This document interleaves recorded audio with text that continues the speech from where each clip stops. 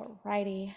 Megha Chokshi joined GovCIO in 2019, bringing in over 20 years of experience leading large strategic planning portfolios, business operations, and enterprise scale transformation and modernization initiatives for various government agencies.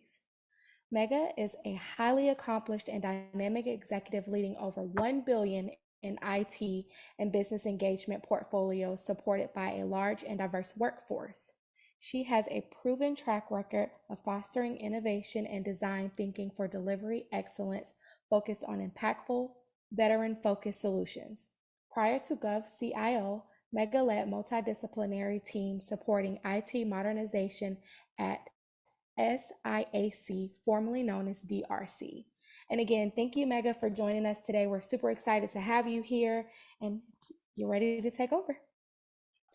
Thank you, AJ. I really appreciate the opportunity to speak at the DEITECH conference, and we at GovCIO are, of course, super excited to be a platinum sponsor for this year's event.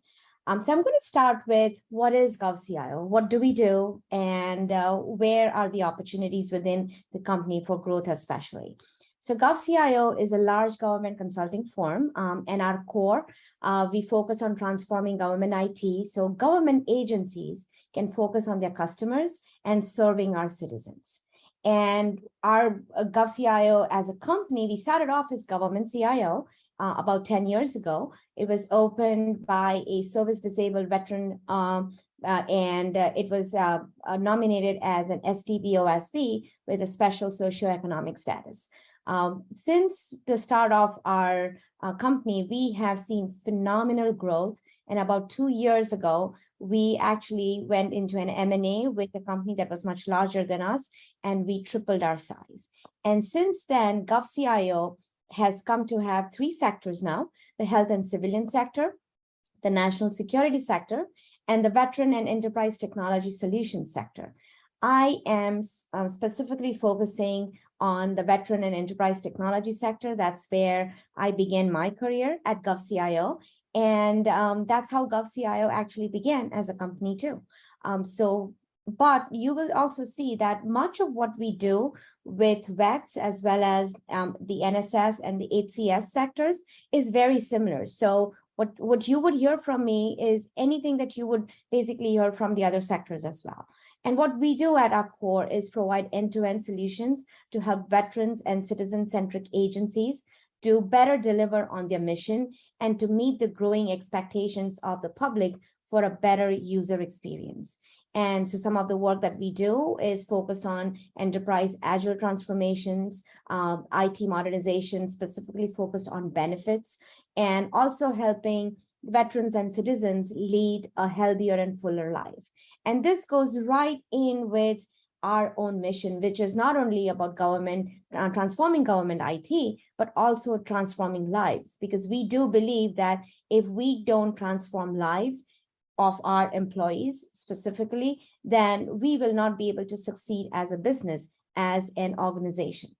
So the services that we provide within GovCIO are mainly focused on digital experiences, management and mission services, mission services, specifically focused on strategic planning, IT transformation, and implementing processes and operational best practices to ensure that large initiatives are successful. Data is always at the core of what all transformations are, right? And so I personally started my journey as GovCIO as a VP of data strategy and analytics. So this is also a field that is very close to my heart. We focus on data strategy, data architectures and integration, data management and governance and analytics, because what we would really like to do is give a 360-degree view of all of the ecosystem and the different legacy and modernized system that play in this area. We have to make sure that we are able to understand organizational, technological, strategic, and process perspective in order to make sure that we are able to give the agencies that we support the ability to make some data-driven decisions so that we can democratize the data and focus on the analytics. And when we do that, we are then able to take IT modernization to an entirely different level, because that means that we are continuously optimizing all of the legacy as well as the new systems, and we are delivering feasible solutions. And all of this is not possible without cybersecurity. So cybersecurity is also a core capability that we support, and that is really just focused on protecting the IT systems and ensuring that we use state-of-the-art resources, AI-driven technology, and automation to fortify enterprises from any unforeseen attacks. Because the last thing any one of us wants to do is to put citizen data at risk.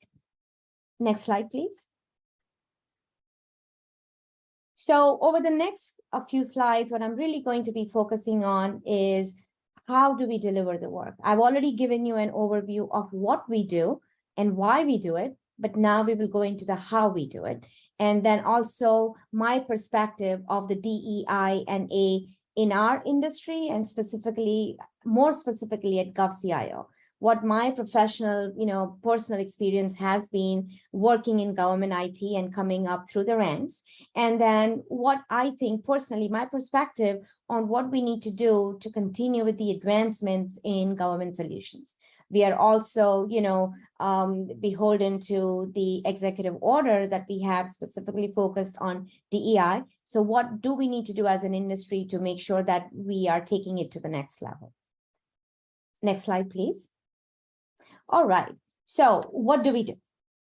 Our focus is delivering accessible solutions to our clients in such a way that we accelerate the delivery of benefits and services to our veterans. And there are tons of projects that we do at GovCIO that would fall in this mold across all the different agencies, civilian, national security, and then of course our vet sector itself. Because I know vet sector so well, I really am going to be focusing on the solutions that we provide within this sector. And the first one that I really want to kind of highlight is the Veterans Legacy Memorial. Again, this is for the Department of Veterans Affairs. What this platform does is focus on memorializing veterans once they have passed on, and it gives their families an opportunity to further the legacy of the veteran and connect with other veterans so that they are all talking and supporting each other in their time of grief. This product in itself, if you look at our team at its core, started off as a very small initiative, but then since then has mushroomed because we went out of our way to ensure that we were taking into account and we were listening to different perspectives, and we were bringing in different people to support this team that brings in the experience that calls out to different strata within the community that we were trying to support.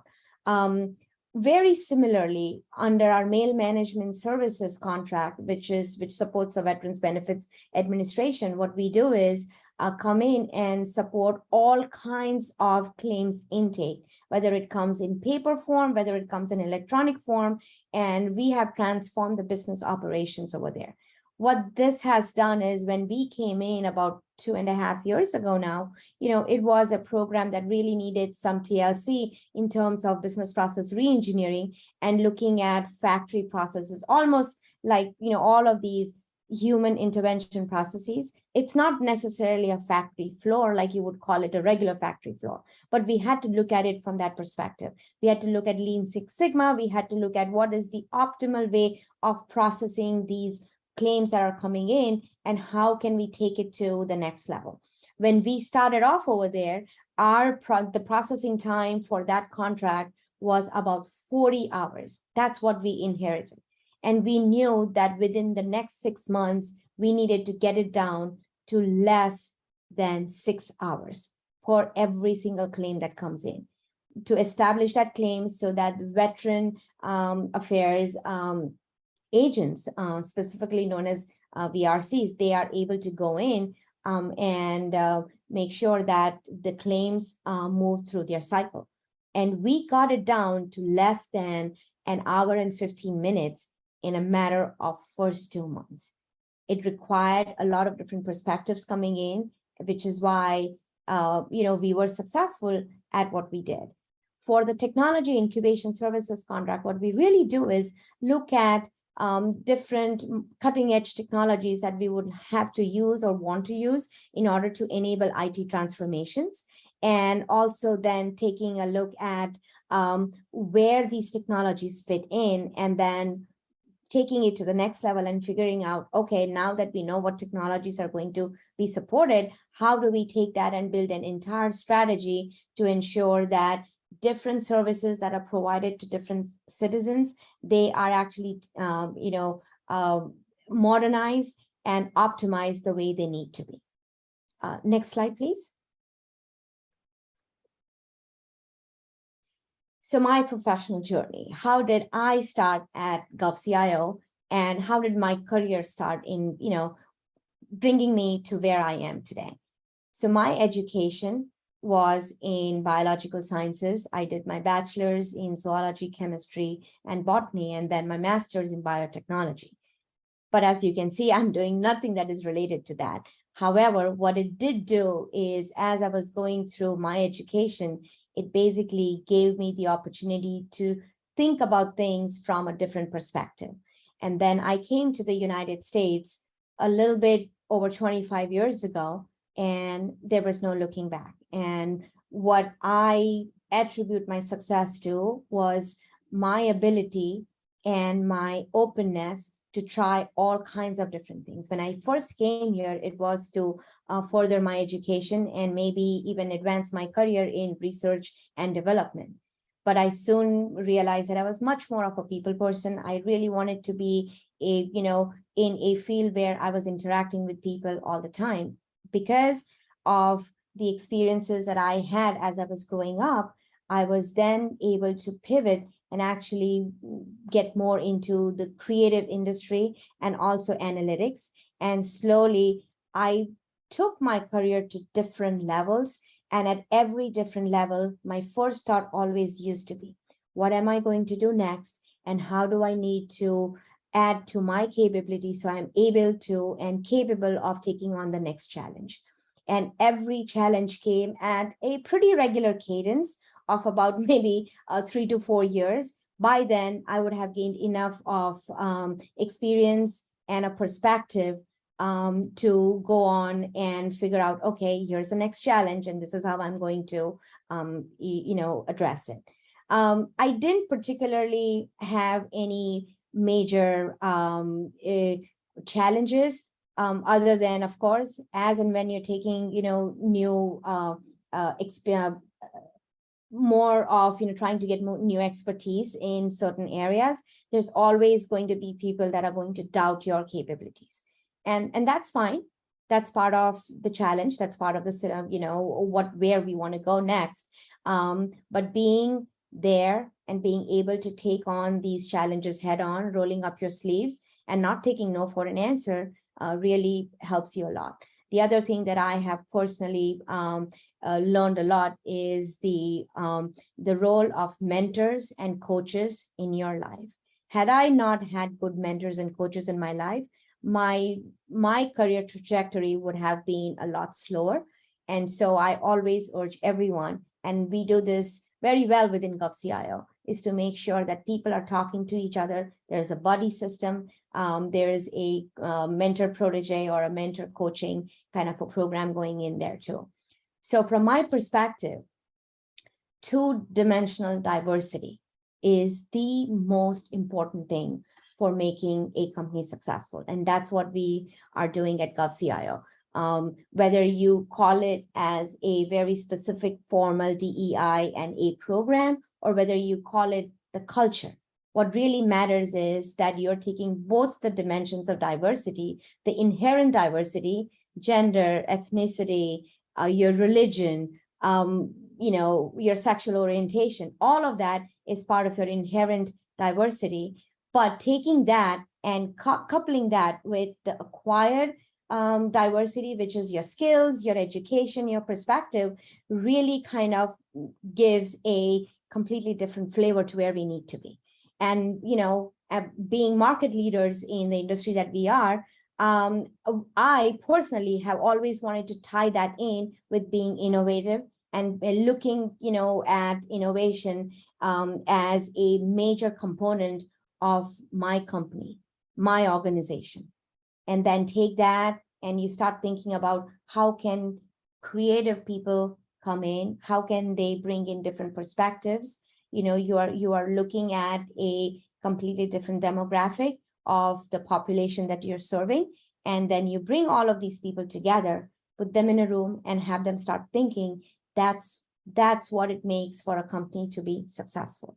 Because let's face it, the bottom line always is that organizations will continue to exist if they're successful and if they're profitable. And to continue to do so, we need to be very resilient as an organization. In my mind, resiliency is essential for a high-performing organization. And to build a resilient team, it is vital to go beyond just affirming equality, right? That, oh, yes, we are doing it for the, just because we need to do it. We need to do it because we need a team that is shaped by different experiences, different cultures, different perspective. But then that's not the only reason, right? There's also the reason that you want to do it right, because it's the right thing to do. So when you take the two-dimensionality, or in certain cases, even the three-dimension nature of this DEI&A efforts that are going on within different companies, then it becomes very important that, we inculcate that into our culture. There are, of course, as we go through this, there are, of course, patterns that you would see in DEI&A. And we always, at GovCIO, we've always put A as part of our DEI effort, and that is accessibility. Providing accessibility to people that are focused on certain areas, but we bring in diversity, we want equity, we want inclusion, and we want to make sure that at the same time, we are accessible. What I've seen as I've gone through my career through several different companies, that oftentimes there is a lack of consistency in hiring practices. And the patterns of hiring from different organizations, sub-organizations within a large company, that changes from program to program. Now, we do realize that there are certain uniqueness to each program that everyone needs to pay attention to. But then that patterns basically, they are not consistent. And so there is no baseline that is set at a corporate level. And, for all of us, especially at GovCIO, we believe that to drive change, we have to drive it from the top down. But we have to ensure that we implement it from the bottom up. And so with that in mind, I always tell my team, always tell my leaders and everybody that is going in and delivering to the clients at every single day is show me, don't tell me. Show me what you can do and show me how you can do it. Just don't tell me. And the other one is be the leader that you want your company to be. Show your team how you can lead by example and not just, talking the talk, walk the walk as well. And so overall, I do believe that, and this is something that is both for companies and for individuals, that you have to be yourself, be genuine, and demonstrate tangible results. And so if you are those kind of people, if GovCIO is definitely looking for you. Be ready to show the results, work hard, and be ethically equitable. To me, that is, and to several leaders across GovCIO, that is, the most important thing. You have to recognize success because it is deserved and not because you just want to affirm it. So within, I've talked a lot about what we do at GovCIO and, how we have been including, not just the 2D diversity, but also the diversity of thought. We really want to focus on innovation and inclusion and accessibility. Because again, as a company, what GovCIO would like to see is that we don't want to just focus on bringing on people just for the sake of bringing on people, right? Employees, doesn't matter, where they fall or what they do.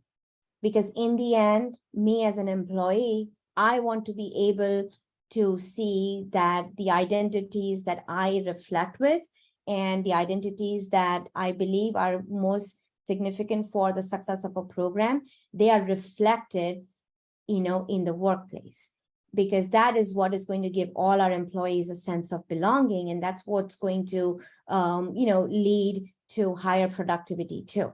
And so we at GovCIO believe that we want to create a corporate culture where employees feel safe bringing their selves over to the company and being able to express themselves and foster a strong sense of belonging.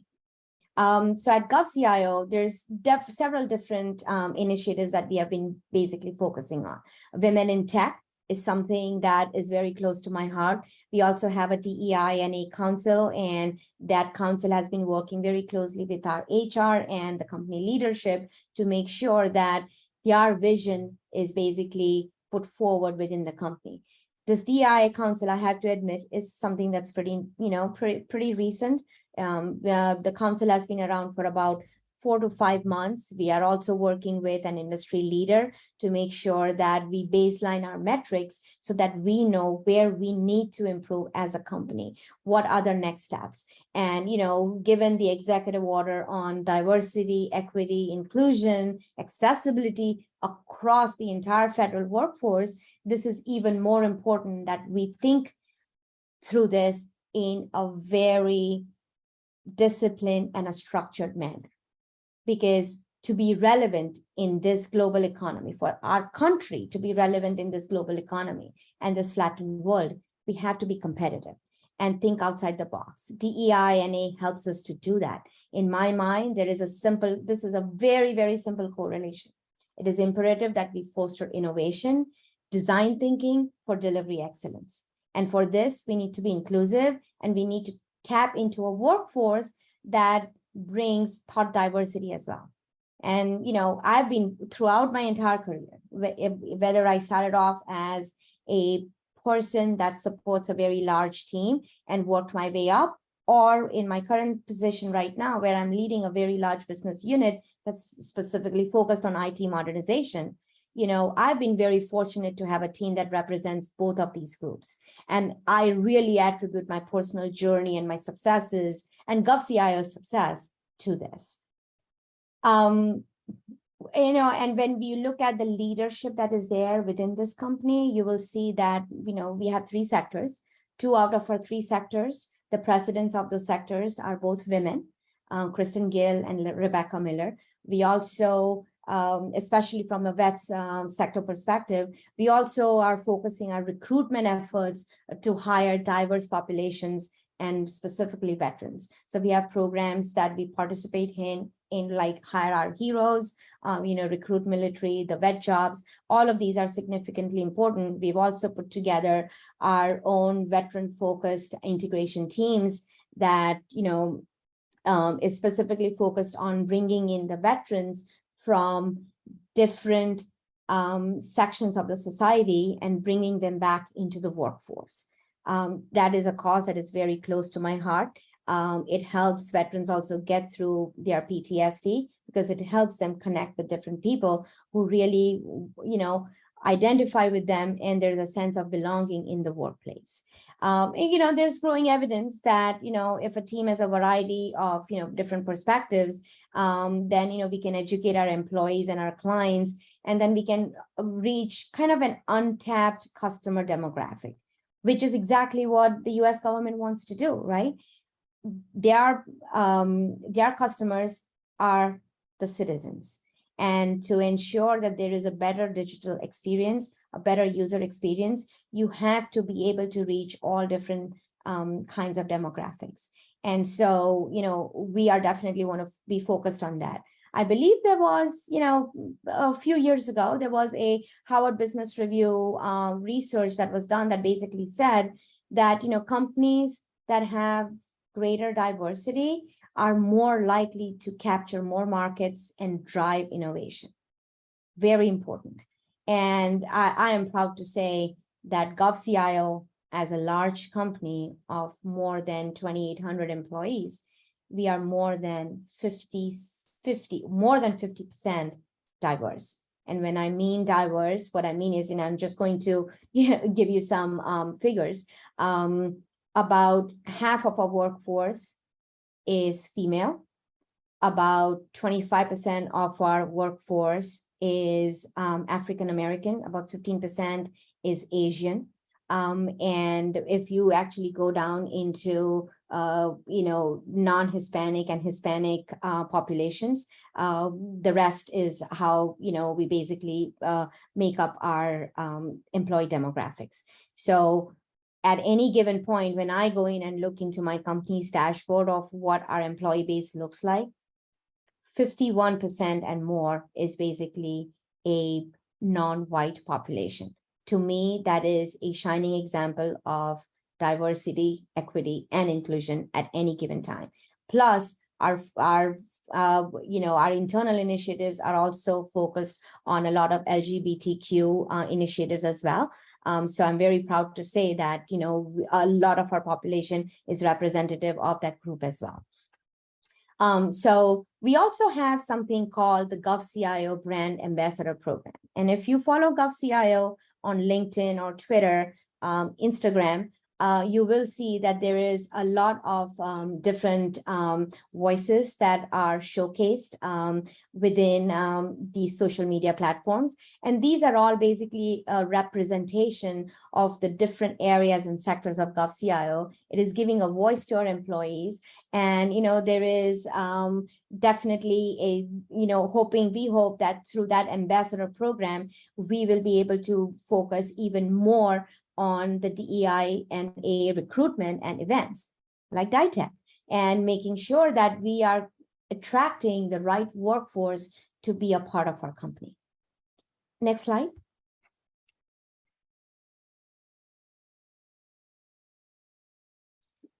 So what are we doing as a company? What are we doing, and what can we do better?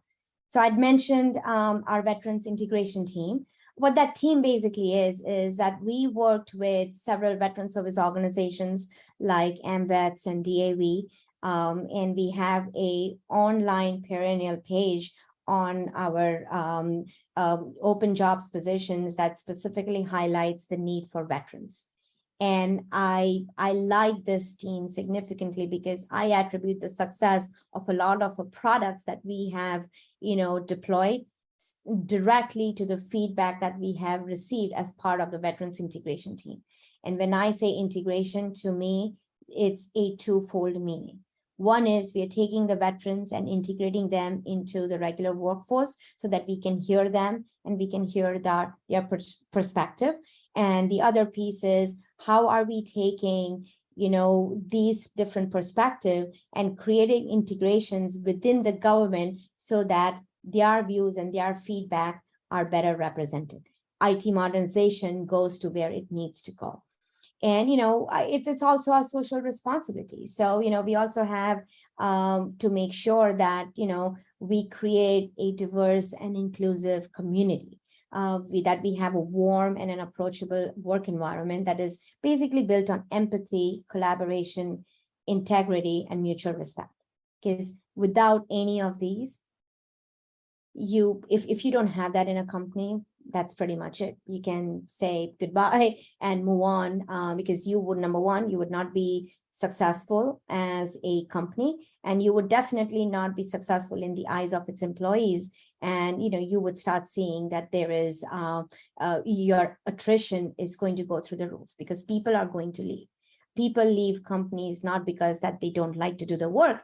They leave companies because of the work environment, because of the people that they work with. So when we interview as well, we have a very adaptive interview process just for this very reason, because we want to hire people that we know are going to be able to fit in our culture and are going to foster that sense of community when they join our company.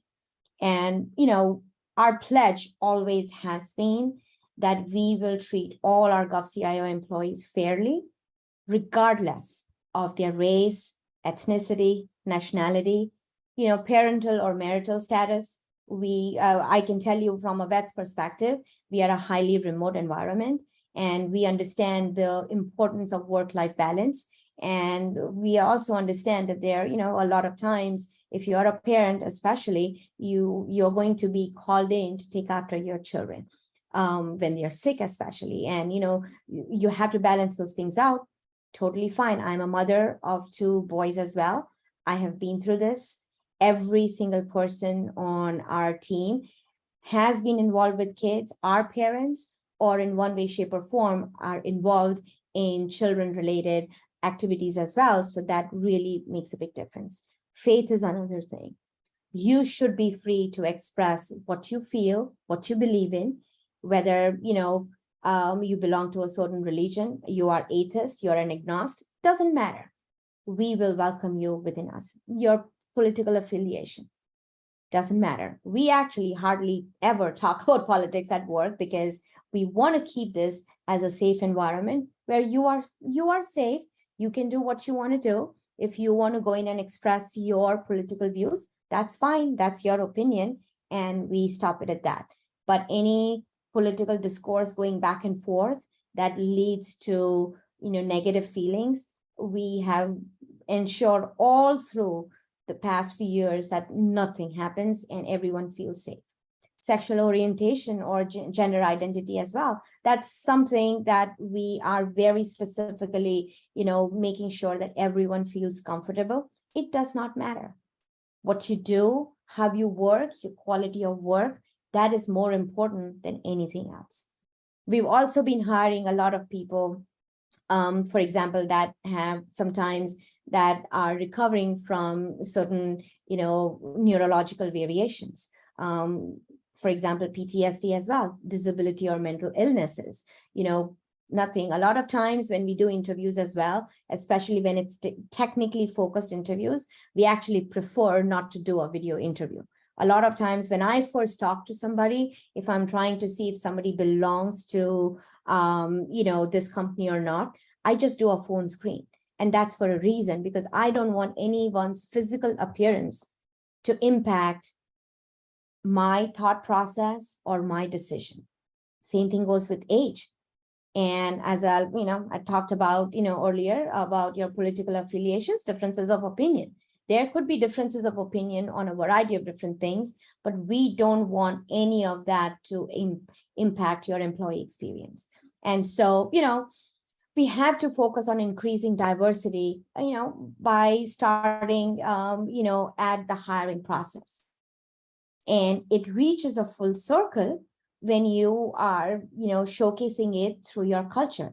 And that is the employee's experience. And we have to do it correctly, and we have to stay accountable for that. And there is no better way of staying accountable than for us to go in and report the progress that we are making, back to our employees.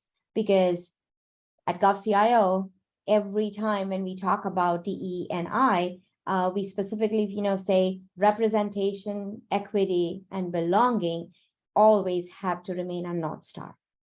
This is in end, pretty much giving us an idea about, how people feel empowered to contribute. And without an employee's contribution, a company is nothing, zero. And so, as we go forward through this, we will, we plan to even expand more on our DEI&A Council. We are going to expand on our GovCIO Ambassador Program, and then, always remain committed to each other. So I'm going to stop here for a second and move on to the next slide, because I think we have gotten to a point where we can take some questions. I really want to thank you, everyone that has been a part of this session. I cannot emphasize enough on the importance of DEI&A in our workforce at GovCIO, and specifically within the government IT industry. So, we are looking forward to really engaging with you in the future as well.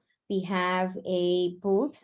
Please make sure that you visit our booth as well. Talk to our recruiters there. You will see that they are all rock stars. They are wonderful, wonderful to talk to. They are very open, and they will listen to your concerns as well. And I'm sure they'll be able to give you a good advice in terms of where you should be headed if you have questions about what kind of opportunities are open within GovCIO. But I wish everyone has a wonderful experience at the conference as well, and I'm looking forward to answering some questions. Thank you again, Megha. Let's see what we have going on in the chat. Make sure if you have any questions, you pop them in the chat or the question and answer section. One of our first questions, what does the interview and screening process look like at GovCIO? Okay, so that's actually a great question. I'm sure the recruiters will be able to answer more too, but I can give you a high level perspective on this one too. So what we do is, we have a very adaptive screening process. And what that means is once a candidate applies to positions, the recruiter basically reviews their resumes. They see if they are a fit for the opportunity, skills, experience, compensation, and then our recruiters basically initially call the candidates and screens them to go over their qualifications and their candidate experience. Because what we have found through our experience is a lot of times resumes are not fully representative of an experience or qualifications that a candidate brings to the table. Could be for a variety of different reasons. They just didn't have the support they needed to build out a full resume. Or it could be that they are the kind of person that they, like we joke, we don't want to toot our own horn. And, so people just don't want to put that in their resume either. So sometimes it's a lot better to actually talk to somebody and, get that sense of how good a fit that person is going to be for that specific position and for our company as well. And then once the recruiter deems that, the candidate is eligible, qualified for the position, then they send the recommendation to the hiring manager. And that's where the interviewing process comes in. Depending on the kind of position, it could be, a technical manager that is coming in and, talking to the candidates, or it could be somebody like me after they go through 3 or 4 different interviews. The end would be somebody like me going in and talking to the candidate. And like I said, I always prefer to do what I call a blind screen, just over the phone, nothing else, so that I can hear what the person has to say and I don't have to bother about anything else. Leave everything out. And once we've gone through 2 or 3 different interviews, depending on the kind of contract, the level of the position, we then do a meet and greet. And that is mainly scheduled. If this is a customer facing position, then, we do a meet and greet with the customer to make sure that our customer feels comfortable with the person that we are bringing in. If it is an internal GovCIO position, then there is still meet and greet with people like me, people that make up my team, or people, my bosses and their bosses, right? To make sure that this is going to be a great fit. Specifically for the technical positions, especially if it is focused on software development, sometimes we actually do challenges. And what that means is if we are looking for some very specific skill sets, we actually give the candidates the opportunity to do some live challenges, and because we want to see how they handle problems on the go. It is, especially in software development, this is something that is extremely important because we want to see how their logic works, what is their thought process, how fast can they think on the fly. And so if that kind of an interview is going to be part of your interview process, the recruiters will let you know ahead of time. And once all of these interviews and meets and greets and everything's done, then the hiring manager basically goes in and gives feedback to the recruiter, whether we want to move forward with an offer, or, we're just going to decline. And maybe this candidate would be a better fit for some other position that we have within, our company. Or it very well could be that this just is not going to be a good fit and let's just move on. But we do give very specific and honest feedback, especially if things are not going to work out. We basically go in and report back that here is the reason why it's not going to work out. So then it's up to the recruiters to go in and talk to the candidates to let them know the reason behind the decision. Because let's face it, nobody wants to feel like a failure. And that is certainly not our position within the company too. So we do want to make sure that there is transparency in the entire interview process. And, this process could take anywhere between 5 to 7 days. Sometimes actually I've seen the process take over 3 months because there is no urgency to a position, but we are definitely trying to build a cohort of people that we know for an opportunity that is going to come down the timeline, and we want to make sure that we are focused and we have the right team that is in place. And sometimes it's just very difficult to find what we call unicorns in our industry, but we need those unicorns. And so that's why, we continue looking for the right person. Extremely important for us that, regardless of where you come from, who you are, what you're doing right now, we want to make sure that we bring you in if you're going to be the right fit for the company. Thank you again. So we are at time. We do have some additional questions, but like you said, there's a booth. So if you guys have any more questions about the hiring process, make sure you pop into the GovCIO booth, and the recruiters will be more than happy to help you with any questions and answers. Thank you again, Megha, for coming out and speaking with us. I hope you guys have enjoyed the DITECH conference here and got some good knowledge here today. Thank you, AJ. It has been a pleasure, and I really am looking forward to interacting with people as well. So if anybody has any questions, please ask them to feel free to reach out, of course, to our booth. And even after this, conference is done, if they want to reach out and ask questions, we're always here. They can always reach me on LinkedIn as well. I'm there and pretty active over there too. Okay. Perfect. All right. Thank you very much. Have a great time. Take care then. Bye-bye.